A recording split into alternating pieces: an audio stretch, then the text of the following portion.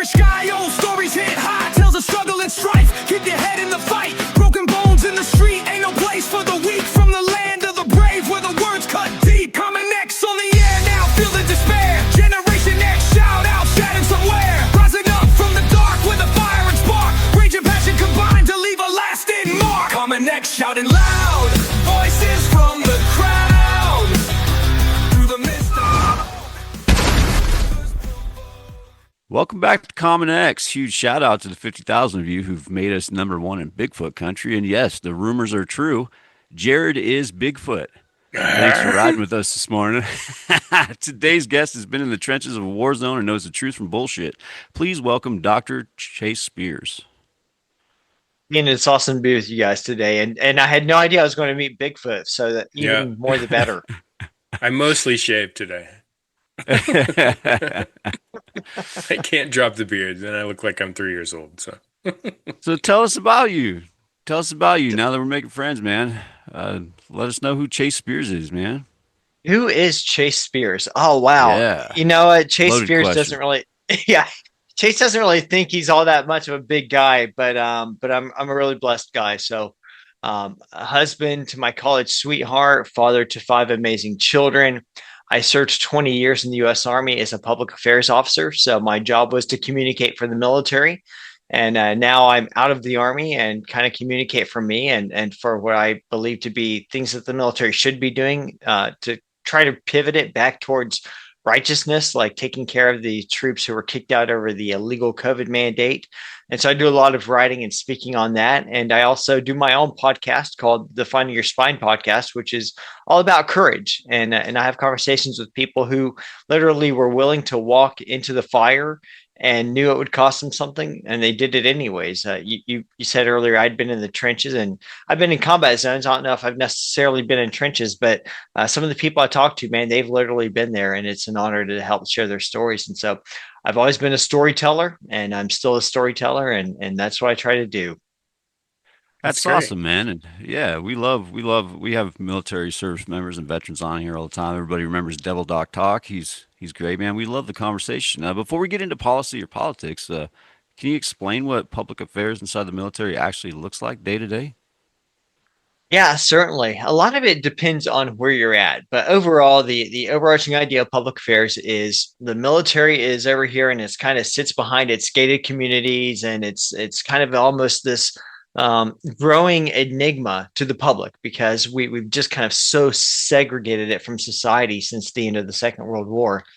Public affairs is supposed to be the bridge. That's the mechanism that we're supposed to use to keep the public connected to the military, and really to keep the military connected to the public, whether that be through media engagement, whether that be through connecting soldiers with opportunities to march in parades, to show up to sporting events and be recognized and to be integrated into the crowd so that the people can actually talk to them. We are all about communication strategy. So that's what public affairs is supposed to be. Now, you guys are smart. You know what spin is. You know what PR is. And so public affairs, to its detriment in some ways, plays a role in that as well. And that we can get into that a little bit later. And so that's one of the ethical issues that I write about as well in some of my scholarship, is calling for public affairs to be completely true to its mission. I understand their themes. I understand their messages, but we got to stay away from the spin. The purpose is to connect with the public, not to fool them. And so I had several different jobs throughout my career. My very first one was I was literally a guy going around with a video camera. I was a television and radio producer. I loved that. I cut my teeth in Kuwait doing that during the height of operations in Iraq. Then as I went on in my career, it was kind of more growing into leadership roles, executive producer level, editor level, executive director level. And then I concluded my career actually as a trainer, where I traveled around the Army to where units were doing warfighter exercises. And I would actually coach and mentor my colleagues who were in those units on, hey, here's how you can enhance and improve what you're doing to be even more effective in a combat environment. So it was kind of full circle for me of having been trained at the beginning, practicing throughout my career, and then training at the end. It's pretty awesome, cool, man. Yeah, thank you for your service. Appreciate So it. what do you think about social media's influence and effects on like how the Department of War, lovely new name, now communicates with the public and the public's perception on what comes out. Because now that we're in this like tweet world, right? Everybody can just post everything, and president can post stuff about what we're doing, especially like what's going on in Iran right now. So do you think that's playing a bigger role in that communication than, say, what you have done in your career?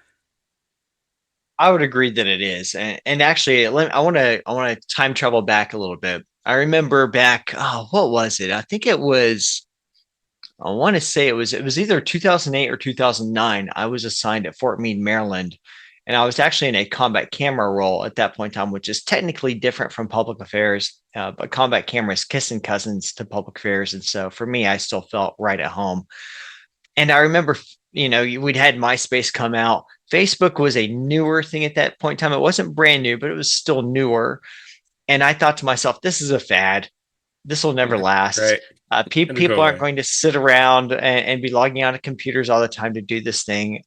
And what made me realize I was so dead wrong about that was we had back-to-back blizzards at Fort Meade that one winter. I mean, literally, the base was closed for a full week. It was the first time in my career the only time in my career when I wasn't on leave prior to COVID that I didn't go into the office for a full week. I mean, the base was closed down. We had like over 3 feet of snow, and the snow was so heavy it collapsed the roof of the building that housed the computer servers for the Wow. base website, and so the base website No. was down. And Yeah. every morning, the tradition had been at that point in time, if you want to know whether to go into work that day, you log on, you go to the Fort Meade website, just like any other installation. You go to the installation website, and they'll have a ticker message posted at the top of the page whether the base is going to be open or closed that day. And the website was down, and I'm like, how do I know if I'm supposed to go to work? So I hop on Facebook because I just recently got an account, and it's Dude. right there. And that was my aha moment of, oh, this thing's way more valuable than websites because you don't need a web administrator to go in and change it. You can post stuff in real time. And so we saw at the beginning the army was very resistant to social media. As a matter of fact, it was initially blocked on military networks. You were not Right. supposed to be on social media. It was considered a waste of time, pulling you away from your duties. There were all sorts of questions about, is there a security risk involved with it?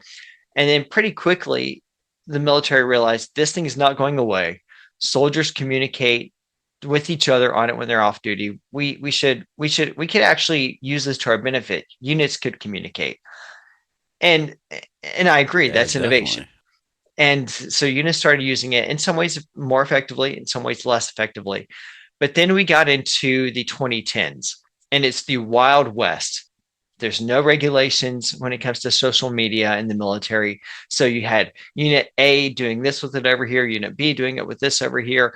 There was no expected training for anyone who held the keys to the social media account. So you might get an adult who knows what they're doing, and you might get some knucklehead who's just there to spout off using the unit's imagery. And there were actual issues with that. There were issues with some units, not a lot, but there were a small number of units that would actually get hemmed up around election time, or around times where there was Man. a big social debate happening because knucklehead who had the keys to the social media page felt a strong way about candidate A or cause A, Right. and they would go in and they'd post something, and of course then it would get picked up by the Army WTF Moments site, and sometimes it would make news. And so they started tightening down a little bit, and that got us into the 2018-ish era that we called the mill Twitter era of the Army, where we had a lot of people in the military really engaging in hardcore, mostly predominantly left-wing activism as military members. And they're in their personal capacity, but they have the military branding on their pages. That got to be an issue that was eventually pretty much brought in control right around 2020. And if y'all want the backstory on that, I'm happy to go into more detail on that. But with that said, the military has since then really kind of done a good job of better professionalizing how they do social media management. They've made it more clear the expectations that if you're a military member and you're going to be on, here are certain rules you need to follow. Don't use a uniformed picture of yourself as your profile. Don't be putting your service affiliation in your bio. Like, make it very clear, this is you, this is John, this is not Sergeant John, this is Jane, not Captain Jane. And so they've done a better job of kind of tightening that down in a way that's not restricting speech, but it's more professionalizing how it's done. And this Department of War, I'll tell you, they've done, I think they're just offering a master class on how social media communication can be done. I wrote about this for the American Mind a couple of years ago, and typically military communication throughout my timeline has been in some ways kind of bland, kind of third person, passive language, lots of these and nows, if you will. Whereas the Department of War, they've got the Department of War Rapid Response account. And I think most of the cabinet agencies have their own rapid response account, Department of State Rapid Response, and so on. And there, I mean, that account, it's got personality, it's got spunk. They're releasing stuff in real time. An operation goes down, and with hours, they've got the unclassified video posted with spicy commentary to really drive home the point of, hey, we're out there kicking butt and taking names. And so I think what they're doing right now is a great example of what active social media communication can and should look like moving forward. That's interesting too, man. I've never really thought about the social media aspect in the military, man. What do you think about the? I gotta ask you, with all the stuff going on with Anthropic and all that, with AI and everything, what's your take on that? You know, I try to hold myself to talk about things that I think I know a little something about, and Anthropic, I'm aware of it at a wave top level. I'm not deeply tied into the issue. I do know that the Secretary of War Hegseth said essentially that there were demands that were made where Anthropic would not be aligned, if you will, with what the department's aims were, and that they take it seriously that if you're going to be a major defense contractor, you need to be aligned with the aims of the department. And that's just basic common sense to me. And so I do appreciate that the secretary is looking at companies and saying, look, if you want our contracts, this is the mission, this is what we're doing. If you're aligned with that, great. Let's do business. Let's help advance the American cause.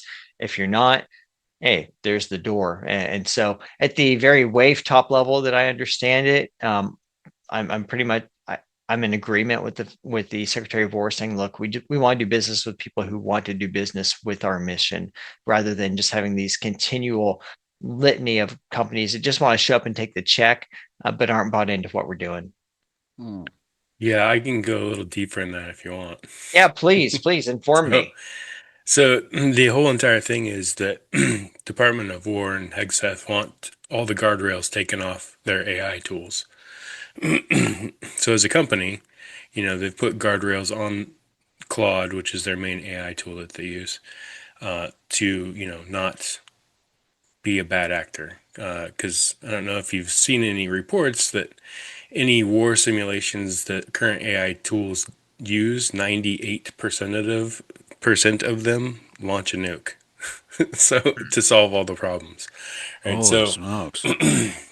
one of the things that Dario, the CEO of Anthropic, has said is that these models just aren't ready to be turned over and have no guardrails, because they want it to be able to control vehicles and military weapons autonomously, and they just tell it to go, over here and take care of everybody that's there. So no more human control, on like human trigger control. So they want to turn the guardrails off. So I think Dario standing up to the Department of War and saying, okay, we don't want to enable Skynet. If you guys want to do that, we're out. So I think for them as a company, I think it's awesome that they're standing up to, what they believe in as a company, and not giving in and caving to those demands.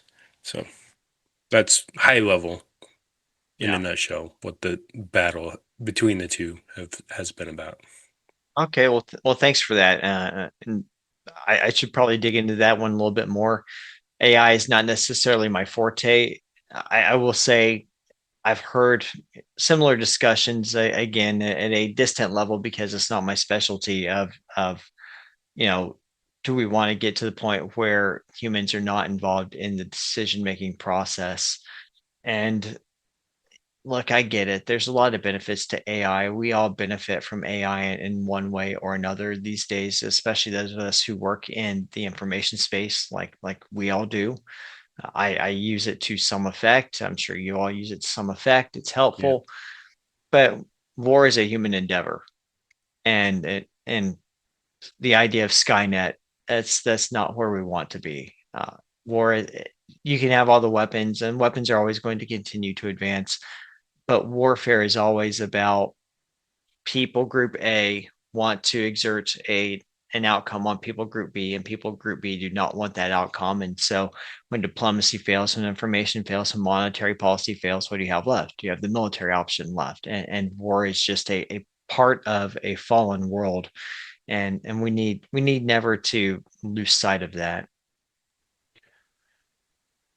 Now, Chase, you turned down promotion to lieutenant colonel, right? I mean, that's not I a small did. decision. What changed for you internally that made you say, I can't keep, you know, doing this the same way? Yeah, people thought I was crazy. A lot of people probably still do think I'm crazy because it was it was a pretty big financial sacrifice that we were making, and I'd always wanted that rank. I always thought, I'd make at least that. 2020 really turned things around for me, and I'd done communication for the military at that point in time. What, 2020? I was 17 years I'd been in at that point in time. I enjoyed being a soldier. It wasn't perfect. There were good days, there were bad days. There were good bosses, there were bad bosses, there were great units, there were not great units. Any job has that. The one thing that we could always count on was the bad time will end because there'll be a change of command, or you'll have an opportunity to move, and then you'll go on and you'll start all over. And so I had a lot of great bosses. 2020 just pulled the rug out from my motivation to continue doing this, because for a couple of reasons. First off, we have the whole issue with the mandate, which we knew all along was at minimum unethical and immoral, and of course we pretty quickly found out it was illegal as well. And not all of us have the option of working only for the best, most ethically driven causes in the world, right? It's a fallen world, and as I like to allude to in scripture, even Daniel had to serve in the court of Babylon, Nebuchadnezzar's court, and that's probably not a job that he would have asked for on a dream sheet, but he served there faithfully. But I was a spokesman. I was a communicator for the institution. As a public affairs officer, you are the public apologist for the institution. You carry the water of its policies and its decisions, and you have to be a cheerleader for them to convince the public and to convince the rest of the military this is a good thing, and here's why you should get involved in it, and why you should be completely bought in. And I'm watching in real time the gaslighting, the mass gaslighting of society, of which the military is playing an active leading part, lying through its teeth about safe and effective, and masks save lives, and 6 foot distances, all these things that we know now are like legitimately scientifically proven to have been nothing more than window dressing. And even Right. common sense at that point in time told us that. But I'm watching people suddenly abandon any reason and say, okay, this is a theory and we're trying to figure this out. That's not what was being said. It was being said, this shot will save lives. The masks will save lives. And they were draconian in how they're enforcing that on the military. And so I'm like, I can't be a party to a mass psyop. That's one thing. The second thing was I ended up getting the shot. At that point in time, I was already kind of in a two-front war with the Army. My wife and I prayed about it for a long time, talked about it, and decided I just mentally at that point in time could not take a three-front war with the Army. And at that point in time, I did not realize it was unlawful. I learned after the fact. I had major ethical issues with it. I was kind of fooled as to what some of the legal parameters were at the time, and definitely regret that decision. But I'm watching my colleagues who were much braver than I was at that point in time, who are being treated like lepers, honorable men and women who have sacrificed over many years, deployed many times, spent lots of birthdays and anniversaries away from their loved ones in war zones and training zones, being treated like crap, being talked about as if they are traitors. And I'm looking around thinking, how can I represent an institution that would literally take people out and dump them in a trash can like that. People who have served so honorably, but now they're being told the entirety of your honor rests on how you answer this one question. Do you want the shot or do you not want the shot? That's what your honor is based on. And that's all your honor is based on. So that was the second strike for me. And the third strike was, at this point in time, we're still in the height of the Biden administration. And one of the Biden administration's major pushes on the military was transgenderism. They wanted to trans the force, and they were not shy about it. This carried over from the original aims of the Obama administration, which hit a speed bump during Trump administration version 1. And there again, I'm a public affairs guy. I'm a communicator for the Army. And I start to see email traffic coming down to me. At that point in time, I was in a communication planner job at the Army's Combined Arms Center at Fort Leavenworth. And I'm starting to see the email traffic coming down about this policy change and how we're going to begin working the higher level policy into our 3-star level policy to push down to 2-star and below organizations for them to get in accordance with the policy. And I went to my boss and said, hey, sir, I have, I'm a Christian. I have some definite thoughts on this. I have some very sincerely held convictions that this absolutely goes against. So I would just like to get on your schedule at some point in time and have a conversation and figure out, where do we put in the guardrails that protect my right of conscience? And for that, he got really angry at me. I didn't say I refuse an order. I hadn't even been given an order yet. I just saw the writing on the wall, and I said, hey, before this car gets to us, can we at least talk about this and think through how we'll guardrail this? And for that, he got really angry, wrote me up, basically called me a bigot, all the names that you can imagine. He inferred through the way that he spoke with me. And then he actually wrote me up. Man. It was the first and only negative piece of paper I got as an officer. That's crazy. Yeah. And so that was the third thing. I realized, man, if we're to a point that I can't even go to my leader and say, I have a concern with what I think is going to turn into an order in a matter of weeks, I would just like to talk with you about it ahead of time. If we're to the point in the Army, I can't even do that. This isn't my home anymore. And so at that point in time, my wife and I made the call that we are going to go ahead and work our way out of the Army rather than continue on. And they made it easy for us. They really did. Yeah, you bring up some interesting points there. Yeah. Go ahead, Ian. And everybody should be able to have those conversations, right? In any business, like we talked about before, right? Like, we've all got bosses. We've had good ones. We've had bad ones, etc. You said the word apolitical can be weaponized. What do you mean by that? And where does that line get crossed, do you think? Yeah. Well, first off, there is no such thing as apolitical. I don't know when the word was invented, but it really kind of came to be applied to the Army in the 1950s, at least intellectually, if you will. Let me give you a little bit of a historical background on it. The U.S. military, we come from a long historical tradition where when you go to war, you build up an army, and then when it's done, you collapse it and build it up when you need it, and then you collapse it when you don't need it. You just keep a minimal force to kind of keep the lights on, and minimal force that can quickly train a bigger force.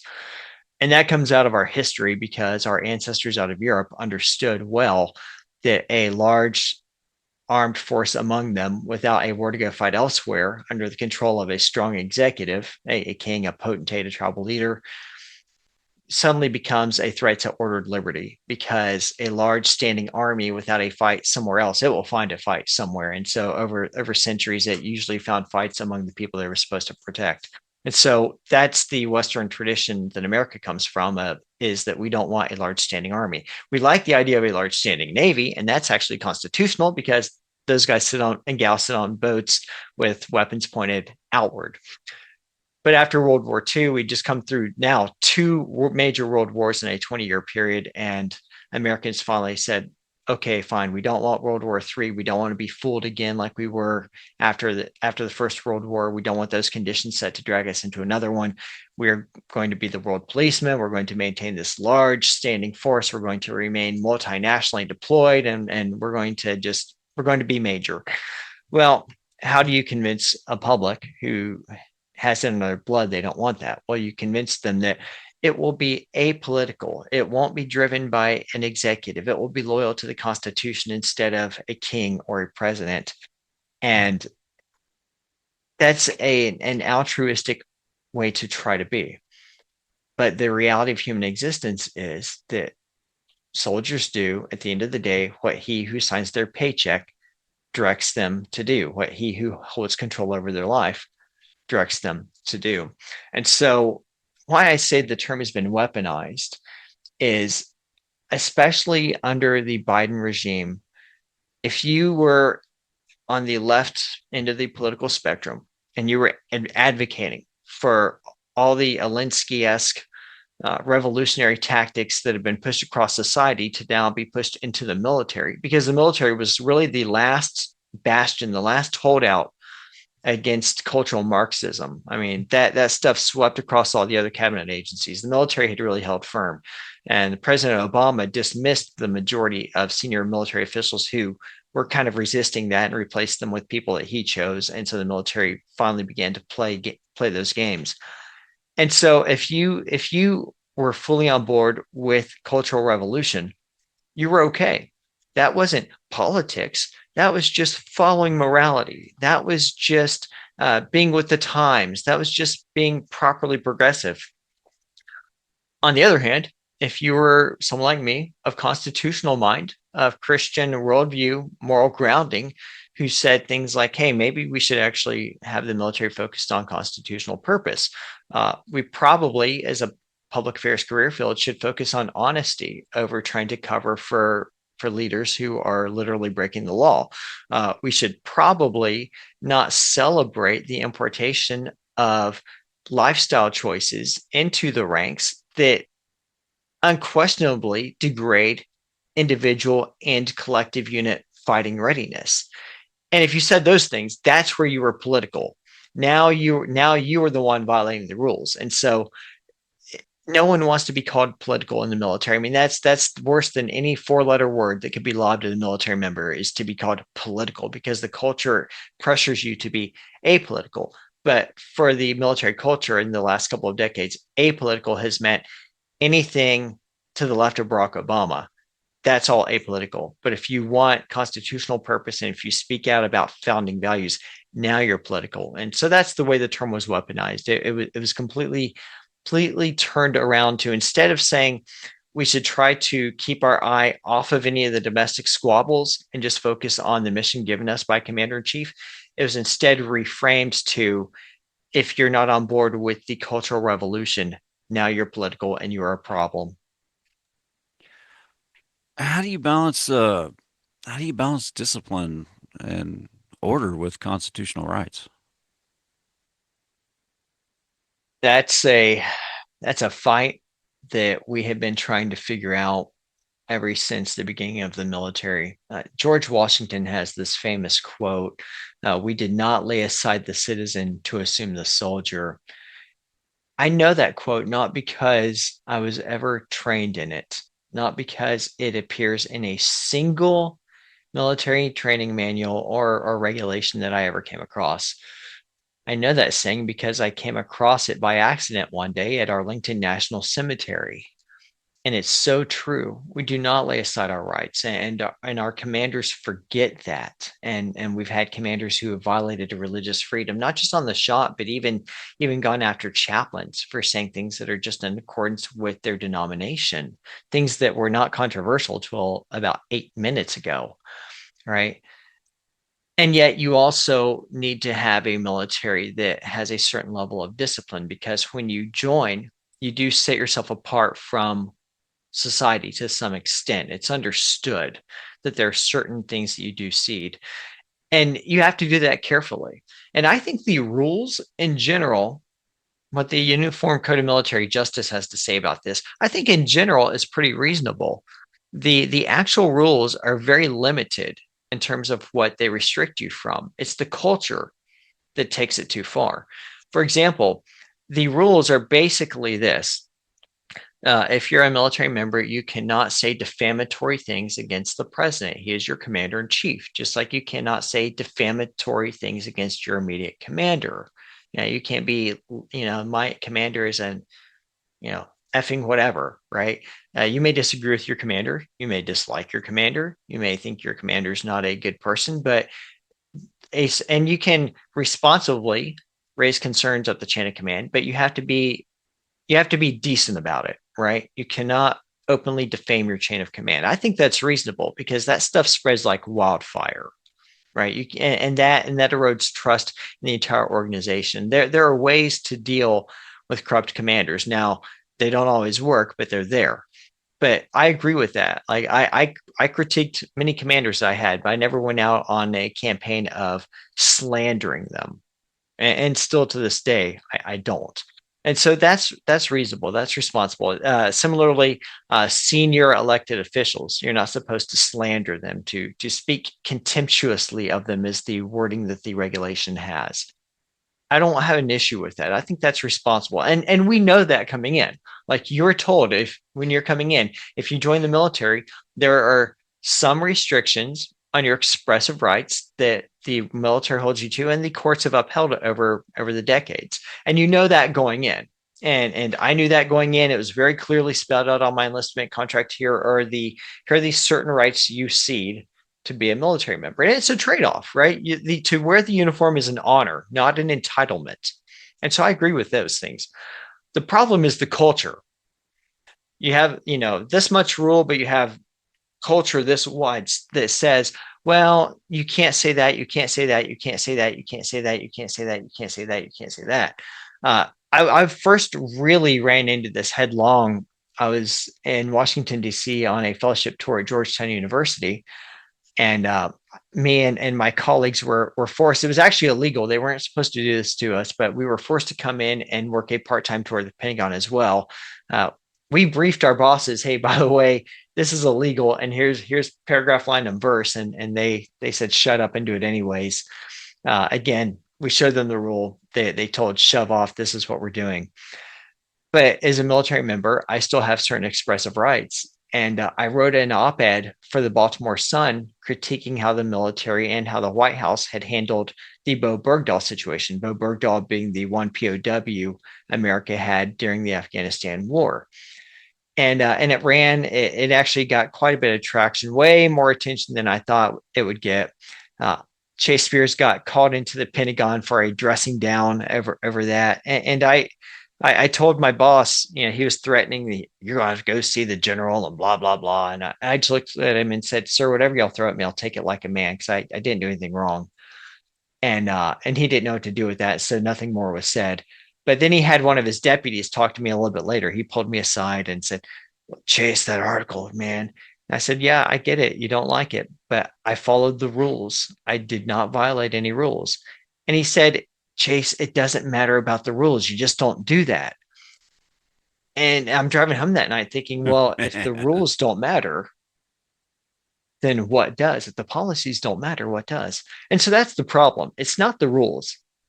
It's the culture that we run up against. And as a matter of fact, a colleague of mine, Teresa Carpenter, and I are literally this week finishing up a book chapter that will be out in an academic press book here in the next couple of months that talks about that, the space between what we're actually restricted to in terms of rules versus what we're restricted to culturally. And that's what my dissertation was about at Kansas State University, was about the space between policy and the actual norms. And of course, the space is wide enough you could drive a carrier fleet through them. And so how do you balance it? You have to balance it responsibly and carefully. Unfortunately, most commanders, they're just taken in with this whole apolitical narrative, and they're socialized to what that actually means versus what it should mean. And so we do see a big issue today with military members in effect losing the majority of their constitutional right, which was another reason I wanted out. And I openly told people, I got some really funny looks for saying this, but when I'd have discussions with people about, why are you leaving? Why are you turning this down? I'd say, I want to be a full American again, because I won't be as long as I'm under this command that doesn't understand where their actual legal ability to restrict me ends.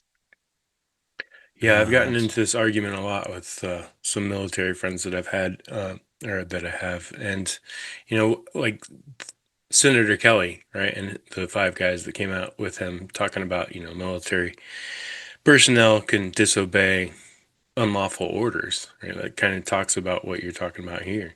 Um, they can say that all they want. One, do you think that's treason? Like everybody's wants to treat them for saying that, or is that something that soldiers have a right to do? Yeah, the issue with a group of congressional folks, they're more commonly known as the Seditious Six. It was grossly irresponsible and reckless what they did. Now, do you, let me walk the dog on this a little bit. We all Hmm. know as soldiers that we're supposed to only follow lawful orders. We know that that's trained in us from the very beginning.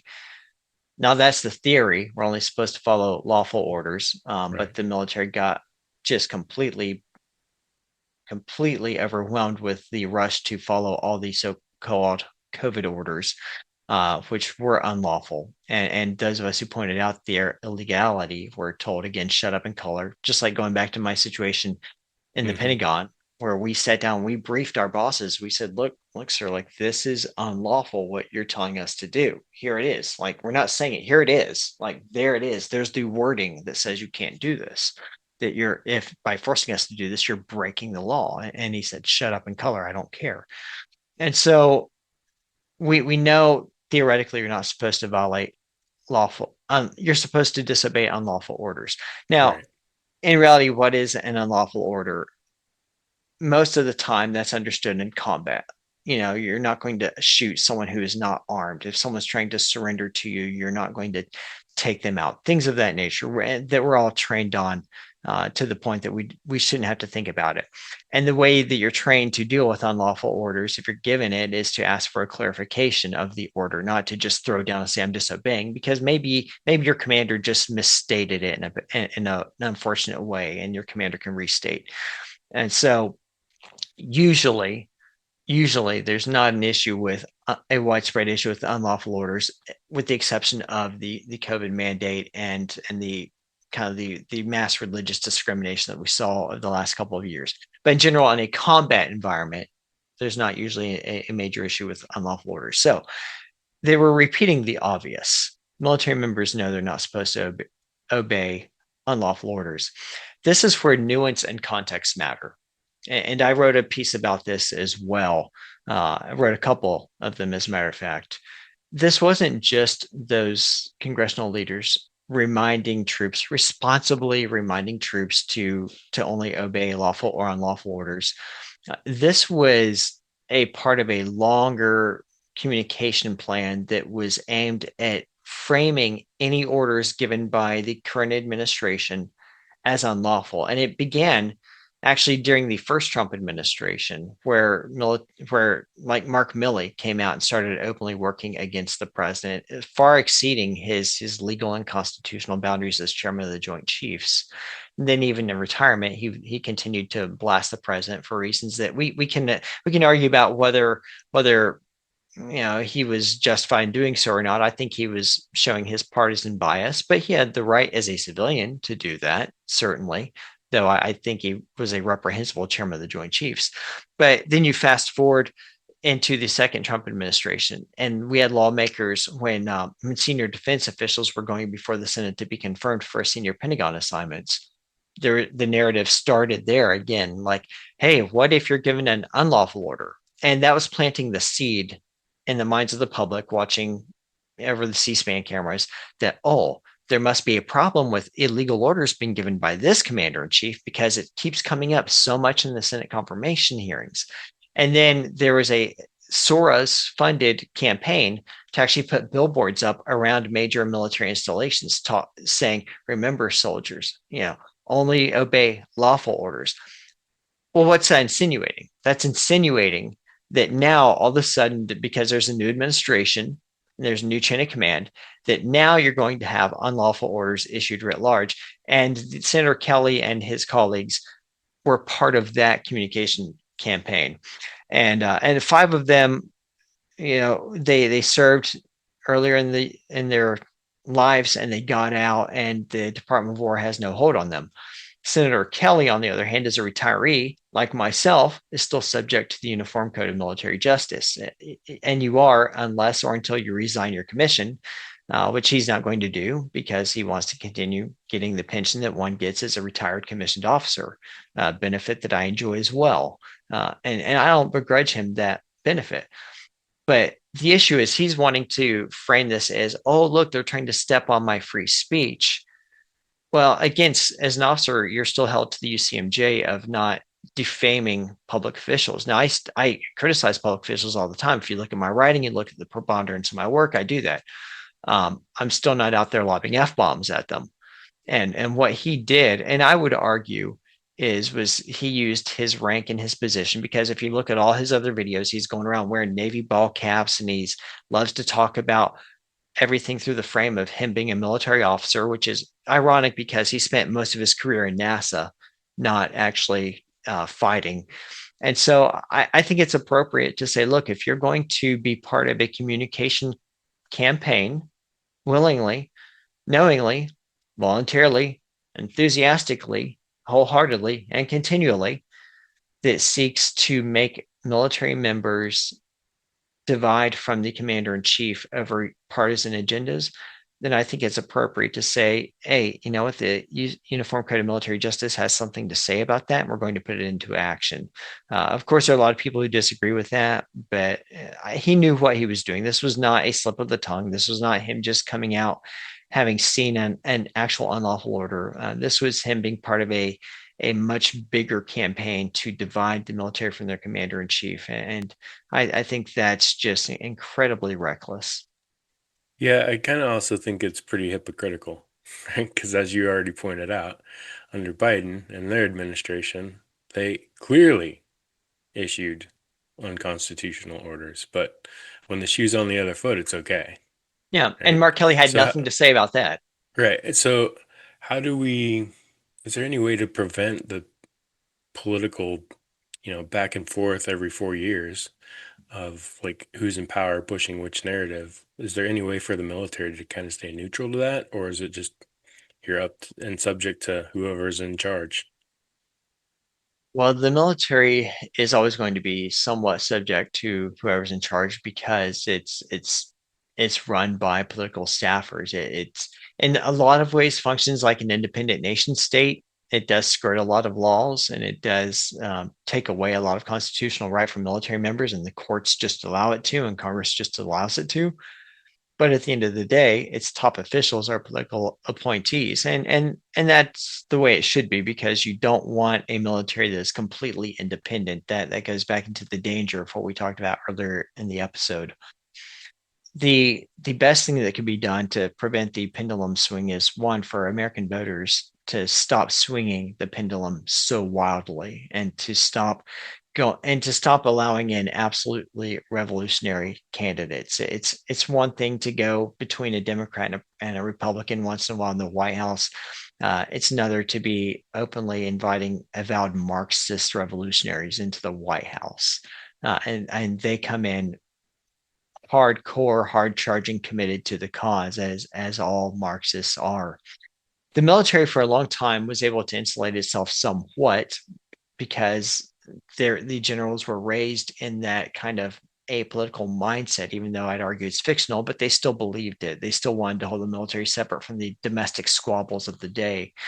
And the current leadership is trying to get us kind of back to that, although it's going very slowly, and there's a lot of resistance within the Pentagon. We call that the buildings. If you hear me say building, I mean Pentagon. There's a lot of resistance to it from within because a lot of these career civil servants are, they're left wing and they support the revolution, and so there's still a lot of firing that needs to be done. There's no way to 100% insulate the Pentagon from it.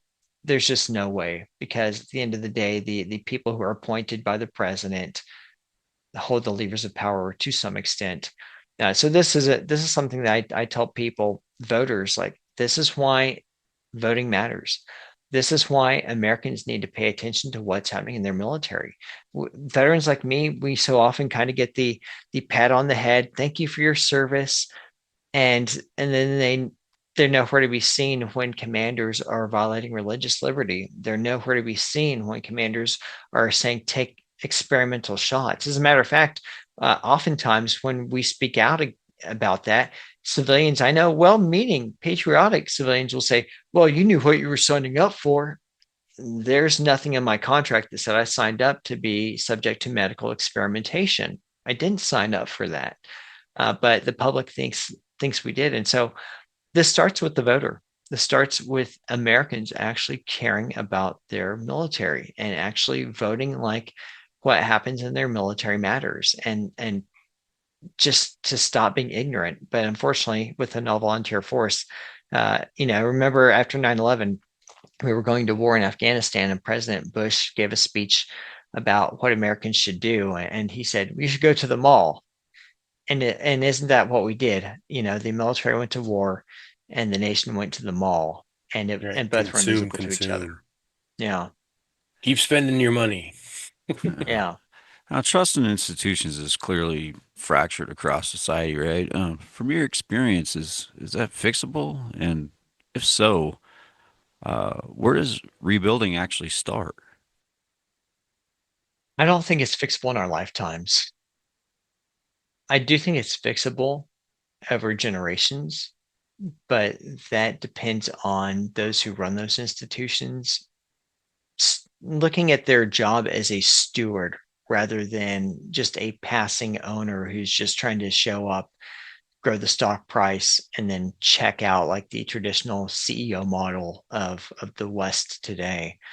I mean, institutions have been lagging for some time. There's a really good tool, the Edelman Trust Barometer, that comes out annually and talks about that. The military had held for a long time as one of the most trustworthy institutions. Again, coming out of that whole uh, false notion that it was not political. But even we saw in 2022, the trust level just plummeted in the military. Even it was within 2 points of where public sentiment was about the military during the Vietnam era. I mean, that it went off a cliff, the public trust in the military. I haven't seen the latest polling data as to whether it's coming back up now. I'm hoping in the next 2 or 3 months that polling data will be out. And usually the major surveyors do an annual index on that. So I'm keenly watching for that to come out. But we're seeing right now Gen Z just could not care less for institutions. I mean, Gen Z, I mean, they see the just the mass con job that's been perpetuated for years Mhm. and years and years. And I don't know Gen Z will ever trust institutions. Oh, they're so And nor, corrupt, and that's what they see, right? yeah, that's been their whole life. So do I think it's possible institutions could be trusted again? Maybe in 2 to 3 generations if you have them stewarded well, and if you have churches that get back to orthodoxy, if you have public institutions that get back to constitutional purpose, if you have a deep desire on the part of voters to stop electing absolute corruption, maybe in 2 or 3 generations it can start to come back. But I don't see it happening in our lifetimes. And when you look around the institutions that we have, well, are they worthy of trust? Why would I want to trust them? Right. I think that kind of gets me into what we're doing with Iran right now, right? Like, it's just like Trump wants to go, we go. Like, no congressional approval. And, they, I think, made up stuff about imminent threat, but to justify it, do you think the president has unilateral authority to assassinate foreign heads of state? This is where I probably part ways with a lot of people who I hold very dear. Let me give you a little bit of context for me. I am as close to an isolationist as you can get without being a full-on libertarian. Right. I'm a global war on terrorism veteran. I my entire career was spent in wars that did not have a strategic purpose, that did not have a strategic end state, and that did not make the world a safer place. And I remember well standing on the sidewalk many nights watching the stretchers pass by with the body bags on them en route to the helicopters, and all of our hearts breaking, knowing that back in the States someone's heart was about to break with a knock on the door. All right. And so I am very much a Christian just war tradition kind of guy, that if you go to war, it has to be for righteous purpose. The end state needs to be determined, and you need to go in willing to do what needs to be done to reestablish a just peace as quickly as possible. I'm not a forever war baby kind of guy. With that said, Iran's been at war with us for nearly 5 decades. Nearly every one of those body bags that I watched be carried across that sidewalk, the weapons that killed them, almost all of them had Iranian fingerprints on them. And that wasn't a secret. It was known. We all knew it. The analysis showed it on pretty much everyone. Iran has been killing Americans and destabilizing the world, and has been an exporter of hell on earth for nearly 5 decades. And for 5 decades, I mean, I haven't been alive the entirety of it, but the majority of my life, my entire life actually has been in it. And I've looked so many times and thought, man, this is helpless. Like, Iran is growing in power, and they just continue to murder, and they murder, and they murder. And we had October 7th, right? I mean, that was an Iranian funded Iranian. That was a proxy war with Iran. And almost every war America has been involved in the last 40 years has been a proxy war with Iran. And so that hardline government needed to fall. And I've been praying for it to fall for a very long time. The thing that you have to look at when you go into the Middle East is most Middle Eastern countries do not want a Jeffersonian style democracy. We made that mistake with Afghanistan and with Iraq, and thought, oh, we'll go and we'll be greeted as liberators like we were in France, and the people will take control of their country. Well, the Middle East isn't France. The Middle East isn't post-empire Japan. It's a whole culture still built on the tribal way of life. These are not people. These are not nationalists. The board, they did not draw their own boundaries. The boundaries were drawn by them at the collapse of the Ottoman Empire by the British, who did a really terrible job at lining out, where these lines should be. I mean, Iraq is 3 major people groups that all hate each other. Like, so of course, let's put them all in one state and then go home and sip tea. It'll be jolly good. Right.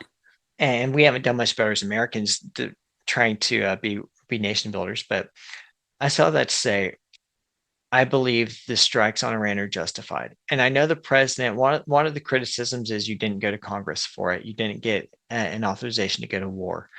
And that is correct. He didn't go to Congress for it. He did not get an authorization to go to war.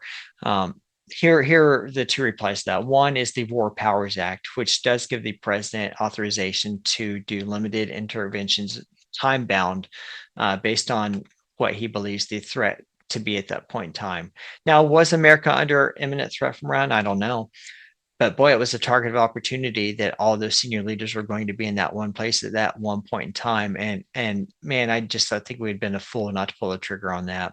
And the second response that I have, and I've said this on X to a handful of people, lawmakers who are saying, the president didn't come to us for authorization, like the Constitution demands.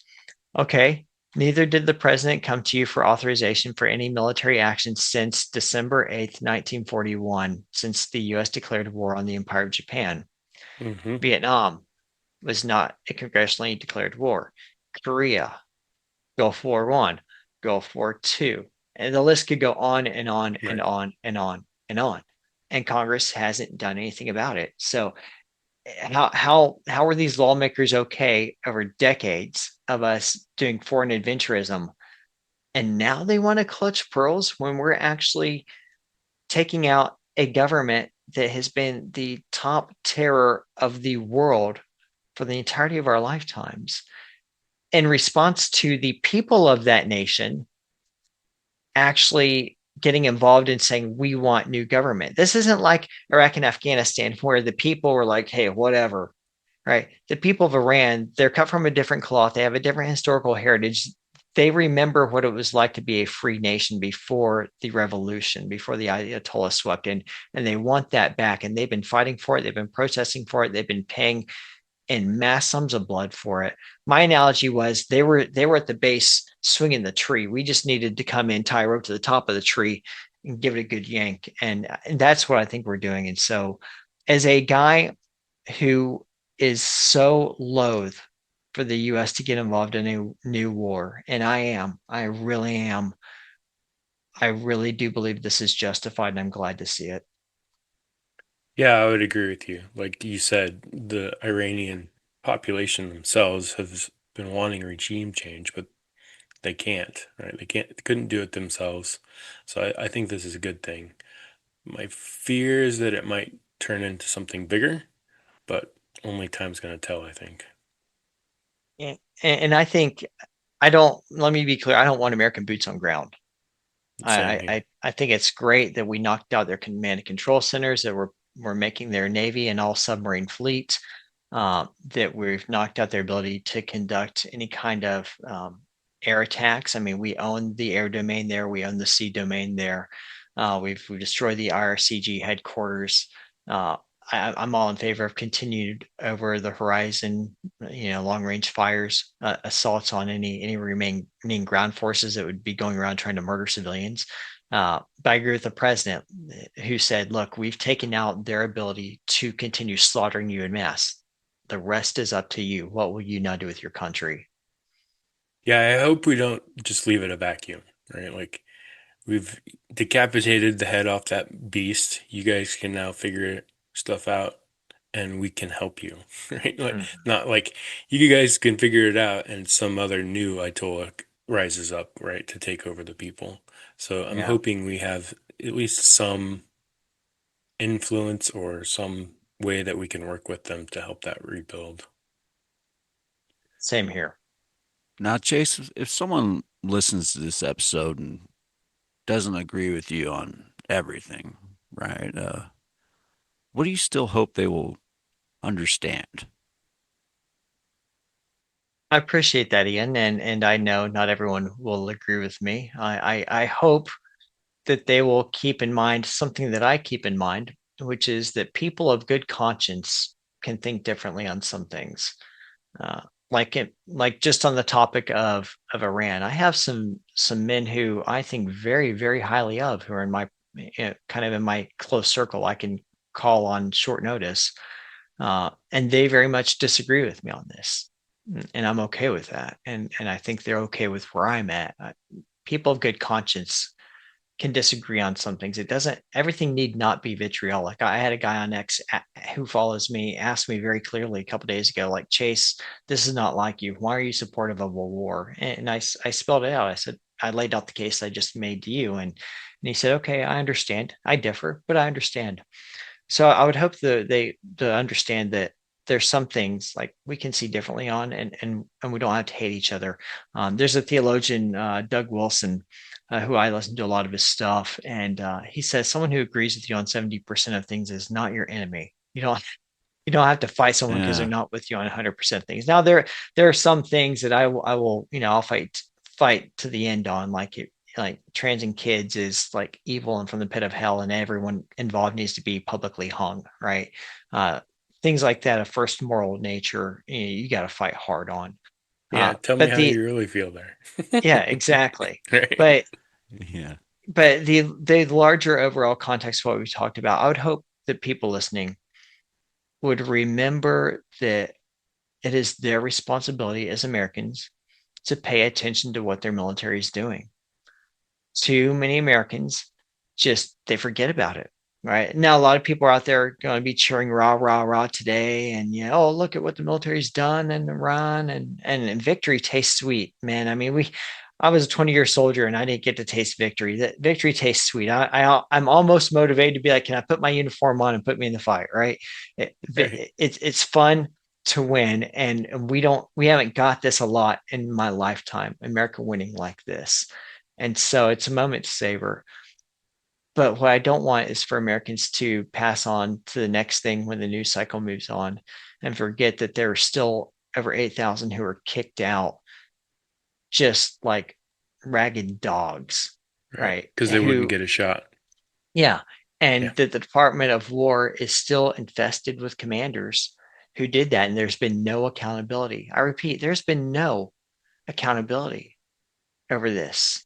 And so until there's accountability, I still don't recommend people join. And it's not because I like that. It's not because I want to be an antagonist. I'm a veteran. I want to be a brand ambassador, but I also need to know I can trust it. And that Chase Spears by himself is not going to get the military to hold people accountable and to do all the work needed to be a trustworthy institution again. That's going to require the entirety of Americans paying attention to this large standing nuclear armed behemoth among us, funded to the tune of roughly $1 trillion a year, and say, huh, maybe we should pay attention to who's nominated to be the senior military leadership, not just because CBS News tells us to be, but because this actually matters who we put in charge to carry our policy and our flag abroad under force of arms. And so that's really kind of my rallying cry. America, please pay attention, because your fellow citizens in uniform have suffered a lot under the last few years. Now, a lot of improvements have been made, and I'm a big supporter of Secretary Hegseth, and I try to call out praises as well as I call fouls, and they're both to be called out. But we cannot. Too many people just assume, oh, our guy is in the Sec War office now, all's well. No, all is not still well. There's still much to be done to reclaim this institution, to fight for American values instead of against it. All right, Chase, let's have some fun. We Let's reached the do it. portion of the show that I like to call Jared's Five.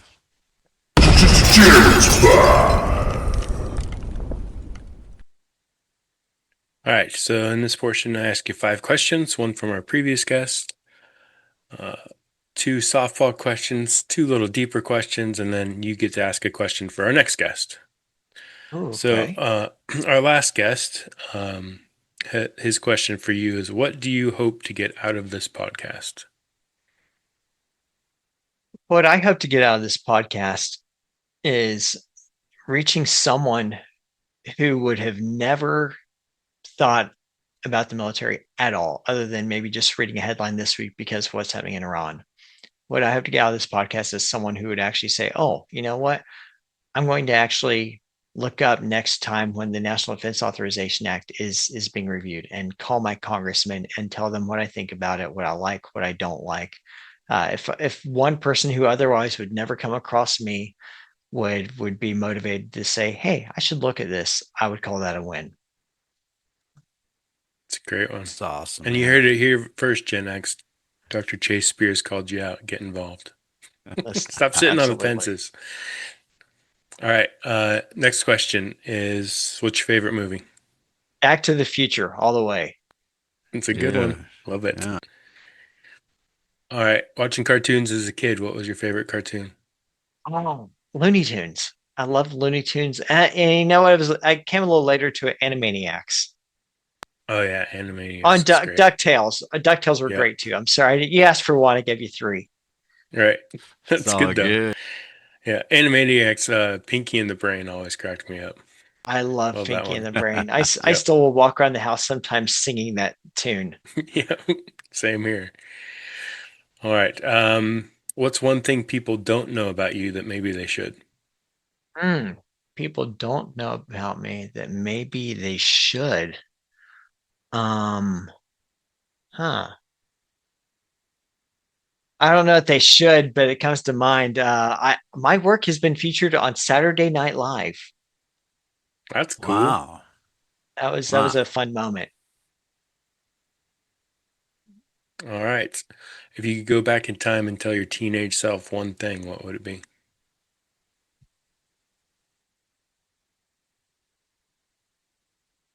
Start eating protein earlier than later. Build them muscles, boy. That's right. Right. If I knew at 20 about nutrition and fitness what it took me till 40 to figure out, man, I would be unstoppable. Yeah. All right. What's your one question for our next guest? Oh, one question for next guest. Mm-hmm. Oh, What can you do in the next week to achieve a goal that would change your life? All right, everyone. This has been Common X Podcast with Chase Spears, Dr. Chase Spears with us. Don't be afraid to go to commonxpodcast.com.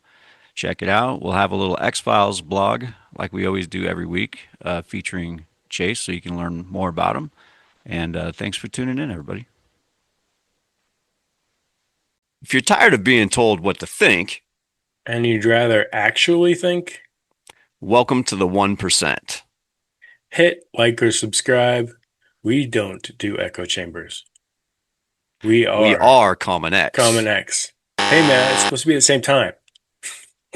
We are Common X, though, man. Hit We are like and Common X. subscribe. Hit like and Yeah. subscribe. You guys are out there watching Yeah. videos but not liking and subscribing. Come Yeah. on. YouTube's where subscribers at, man. That's where you got to be. Hit Yeah. subscribe.